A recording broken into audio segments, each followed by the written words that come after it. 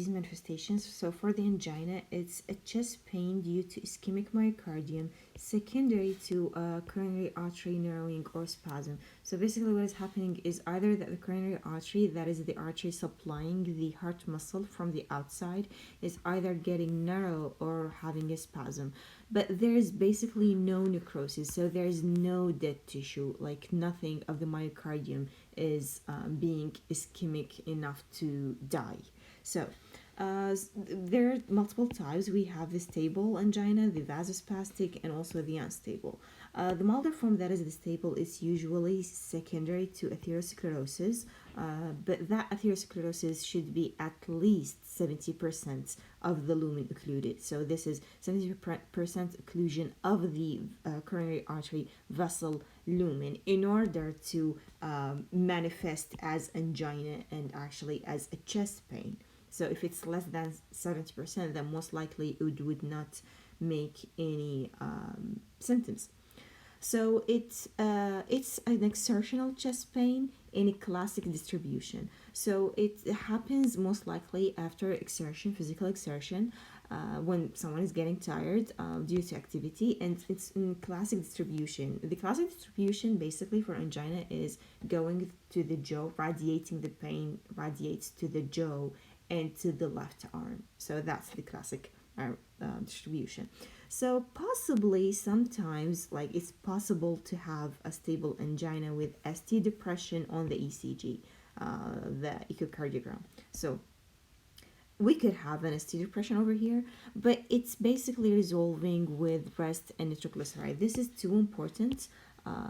It's the stable angina can easily go away with just rest or nitroglycerides, because basically there is no necrosis over here. So and it's due to an exertion, and the atherosclerosis has not occluded all of the coronary artery yet. So basically it just goes away with rest and nitroglycerin. This is so important. For the vasospastic form of the angina, it was formerly called Prinzmetal or variant. So these are two previous names, Prinzmetal or variant. It occurs at rest. This is the difference. This one happens at rest, not like the stable angina that happened due to exertion.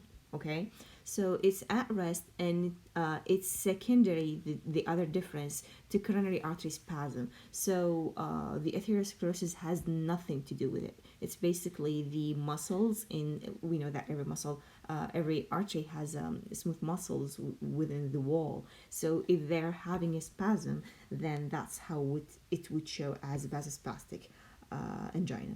So there we could find a transient ST elevation on ECG. This is also different because we said in the stable angina it was depression, but over here in the vasospastic it's an ST elevation on ECG. So tobacco smoking is a risk factor. If someone is smoking, it's a risk factor, but the hypertension and the hypercholesterolemia are not. So this is, as we said, it's mainly due to spasm. It has nothing to do with hypertension or hypercholesterolemia. So these are not risk factors. This is important as well. The triggers also include cocaine, alcohol, and triptans. So these things would increase the susceptibility to have vasospastic angina. We can treat it with calcium channel blockers and nitrates, and smoking cessation. If someone who is smoking, we can ask him to stop smoking, and nitrates with calcium channel blockers. That's for the vasospastic angina. For the unstable angina, so this is important, this is a thrombosis actually. So it's not a spasm, there is an actual thrombus in the vessel, but it's with incomplete coronary artery occlusion. So it exists in the coronary artery, but it does not completely obstruct the coronary artery. So that's why we can find like a plus minus ST depression. So we could have an ST depression or we could not. It depends. And or T wave inversion. That's also something to be expected, sometimes to be seen, sometimes not. But what's important is that we have no cardiac biomarkers elevation. Okay, so it isn't, even though there is a thrombosis, even though that we can find an ST depression or T-wave inversion, there's no actual death of the myocardium. There is no actual infarct of the myocardium. That's why we don't see the cardiac biomarkers going up. So that is something to differentiate from the non-STEMI segment elevation. So that is something that we're going to talk about later. It's one of the types, non-STEMI and then STEMI, okay? So that is something to differentiate, okay? So there is an increase in the frequency or intensity of chest pain or any chest pain at rest. So it increases in frequency and intensity, but as we said, it happens at rest. Not as we said like in this table. No, this table was after exertion, but this one is at rest, while the vasospastic is completely different because it depends on the coronary artery spasm. So now let's move on for comparison between these types of anginas and MIs. So what we have here is the stable angina that we said, the pain starts on exertion if someone is tired, so that's how it starts. While the unstable angina, as we said, it happens at rest, so it could be mild exertion or at rest. It doesn't need someone to be really tired to get it. So for the STEMI, that is called a non-ST elevation MI. So basically it is an MI. There is an infarct of the cardiac muscle. So the muscle is dying. It's already infarcted. But what happens non-STEMI is that doesn't show an ST elevation on ECG. So that we know that this is P, Q, oh my god, that should, okay, QR, oh, that's going to be really bad. P, Q, R, S, T. Okay. So the segment between the S and T, this is the part. Sometimes it could be elevated. That's what we call ST segment elevation if it goes up. Some cases there is depression of this ST elevation. That's non-STEMI or non-ST elevation MI, but basically they're the same thing. There's a part of the myocardium is being infarcted. So this is STEMI that has ST elevation on the ECG, and this is non-STEMI that does not have that ST elevation in the ST piece, but they're both basically MI, so they both myocardial infarction. So as their MI, myocardial infarction, we know that common sense, they happen even at rest. It's fine. Like all the myocardial infarction doesn't always need an exertion before it, so it happens at rest. For the troponin level, and these are they go up in the blood after the muscle is dead and after is the muscle being degraded. Degraded, yes. So for the stable angina, there is no muscle death, like there's no infarct, so there is no elevation in the troponin level. While in the unstable angina, it's the same. There is no actual infarct of the muscle. While both the non-STEMI, non-ST elevation myocardial infarction and the ST elevation myocardial infarction, the troponin levels are elevated in both because there is an actual death of the cardiac muscle. There is an infarct happening. So for the infraction, and that is just what it means, that the part of the muscle that is dying or dead already.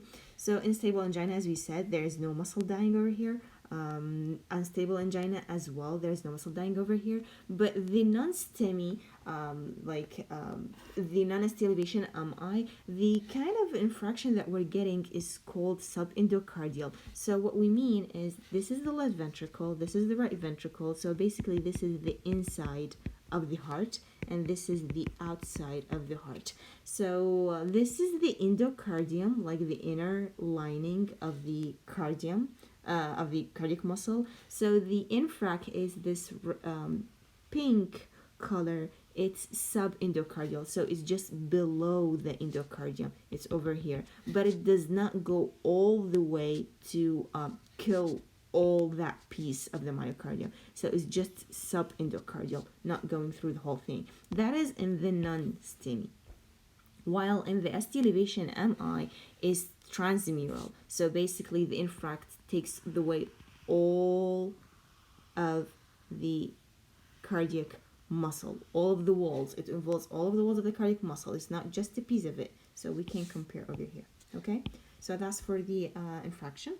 For the ECG changes, so in a stable angina, there is no ECG changes, while in the unstable angina, we could have an ST depression or a T wave inversion. So let's, because it's depression, let's say somehow just to remember it, just to memorize it, that the ST depression is somehow milder, let's say. So if we're going from mild over here to the transmural, that is too awful over here. So in the unstable angina, we could have an ST depression or T wave inversion, while in the non-STEMI, it, as it says, like there is no ST elevation, so what we find is ST depression. I mean, makes sense. No ST elevation, so ST depression. While in the STEMI, that is basically, as what the name says, is just ST elevation. It is an ST elevation myocardial infarction. And that's it for the anginas. For the coronary steal syndrome, let me use this. Okay. So for the coronary steal syndrome, it's distal to coronary stenosis. Vessels are maximally dilated at baseline. So basically, this is this is a main coronary vessel, main coronary artery, and it has two branches, and one of those, there is yellow thing over here. So this yellow thing over here is an obstructing plaque. Okay, so what it says is that this vessel is normal. Let me use the blue color. So this vessel is absolutely normal and it's fine, and it's also connecting with its brother, let's say. But this vessel unfortunately has an obstructing plaque over here. So what happens, it is expected to have a vasodilation here without any medication, just because there is an obstructing plaque. So it's expected from this vessel that is getting a little blood now because it has an obstructing plaque to vasodilate. So that's expected, and without even any kind of medications, it just vasodilates on its own to try to have more blood coming from the concomitant coronary artery. Just he needs help, so this vessel tries to vasodilate on its own. So that's before any kind of medication. So distal to coronary artery stenosis, vessels are maximally dilated at baseline. They're just maximally dilated. This vessel is maximally dilated, trying to have more blood. So, but what happens is after we give vasodilators, after we are trying to help the patient, for example, we're giving him now dipyridamole or rigadonosone, that would cause vasodilation. We're trying to help him. But these medications are not smart enough to vasodilate only the vessel that is getting too much blood. They're not smart enough to do that. So what's happening is that the medications that we're giving here after vasodilation, they're vasodilating all the vessels, like the normal and the abnormal. Okay, so this is the abnormal that was already dilated. Now, as we can tell, there is a great difference. This is the normal over here, and this is still normal, but after it got the vasodilation, so it's get bigger, it's get more wide.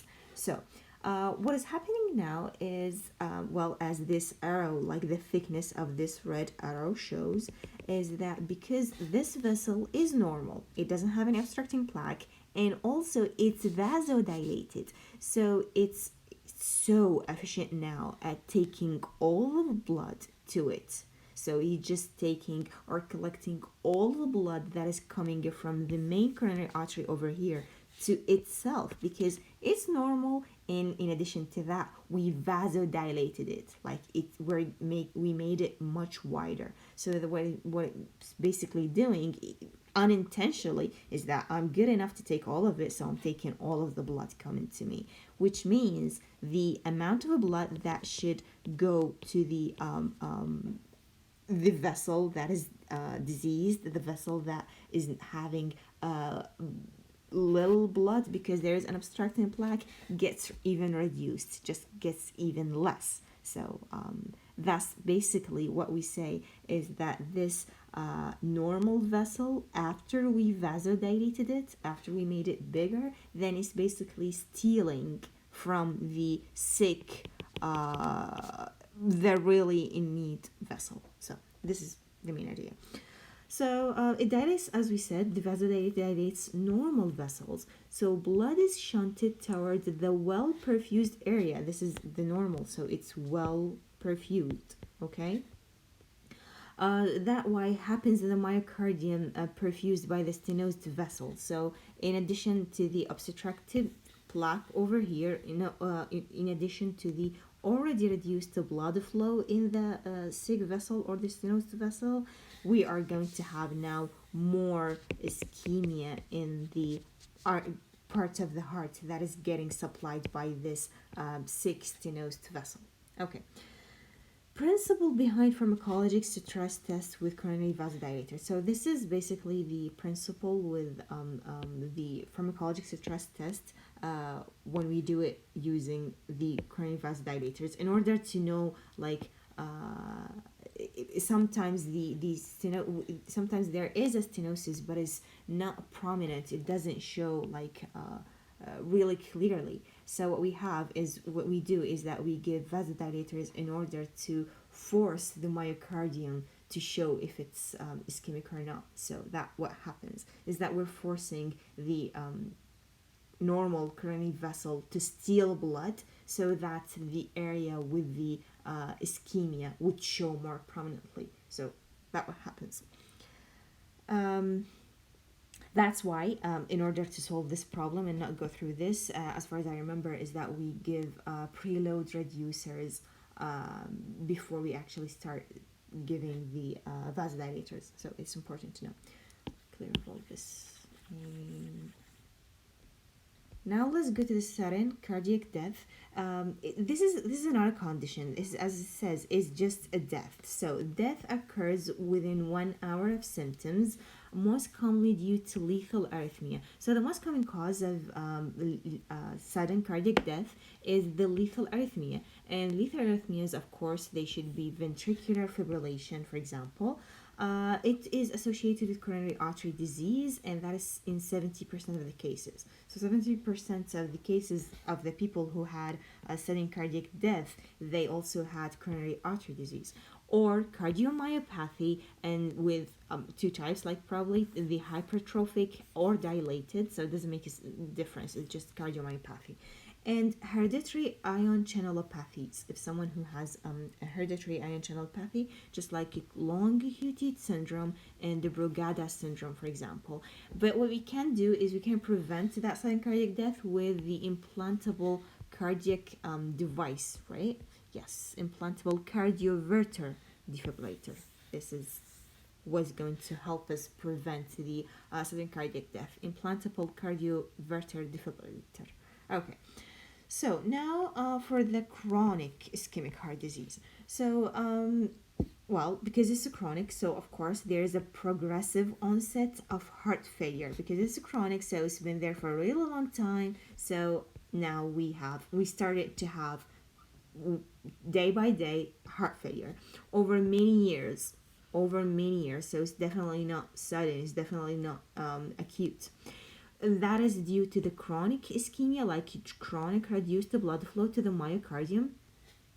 What we have here is two names, the myocardial hibernation and the myocardial stunning. The myocardial hibernation is basically the myocardial is sleeping. It's not functioning. It's down-regulating its capability of contractility, but it's not dead yet. Okay, so that's why it's potentially reversible. Left ventricular systolic dysfunction is a dysfunction. It's not contracting, but it's not because it's dead. It's just because it's downregulating its efforts. That happens in the setting of a chronic ischemia, if we have a chronic ischemia. So basically, they're just sleeping. In contrast with myocardial stunning. So myocardial stunning, it's a transient left ventricular systolic dysfunction after a brief episode of acute ischemia. So the stunning is, as far as I remember, is from 6 seconds to 30 minutes. So this is also a dysfunction, systolic dysfunction. This myocardium is not functioning. But what happens is, even after we reperfuse it, if after we solve the problem and give it back its blood, supply it with the blood as it used to, it still does not contract. It's stunned. It's like, say, it's surprised, like, oh my god, how did ischemia happen to me? So it just gets stunned. It gets surprised. I said that so many times, but it's okay.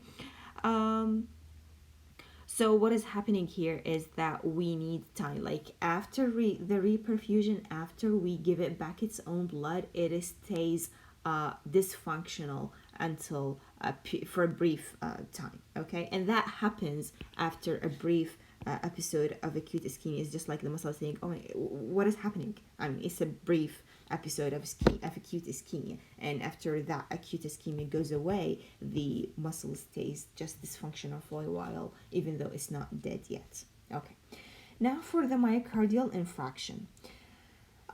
Most often due to rupture of coronary artery atherosclerotic plaque. So we know that if it was only atherosclerotic plaque, it would not cause a problem unless it's too big to obstruct. But what happens if it ruptures, like if it goes into pieces, that's the problem happens, and that would lead to acute thrombosis. In acute thrombosis, in myocardial infarction, actually, we can find increased cardiac biomarkers, that is the creatinine kinase MB and troponins are considered diagnostic. They diagnose the myocardial infarction. So what we have is that the muscle is dead already because it's infarcted now. So the biomarkers would just go into the blood out of the dead muscle. So what we have, as we said, like two types, the non-STEMI and the STEMI. For the infarct location, layers involved, and ECG changes. Infarct in the non-STEMI, as we said, is subendocardial. There you go. This is subendocardial. And for the STEMI, it's transmural. This is what we just talked about. Transmural. Okay. So for the layers involved, of course, for the non-STEMI, there is the subendocardium, that is the inner two-thirds, especially vulnerable to ischemia. So this is it's quite obvious. This is the inner two-thirds, so it's taking the inner two-thirds of the muscle, and it's to the inside because the coronary arteries are feeding the heart muscle from the outside. So the coronary arteries are over here. Okay, so if they're stenosed, that means the first thing to affect is not the very close area, it's the distal area, because this area still has like few drops of blood coming, but that really far area from the artery that is lying over here is the first thing to be damaged. While in the STEMI, it's full thickness of the myocardial wall. This is what we talked about. And then for the ECG changes, the non-STEMI, as it says, there is ST depression, so there is no ST elevation. While in the STEMI, that is ST segment elevation, myocardial infarction with pathologic Q waves. Okay.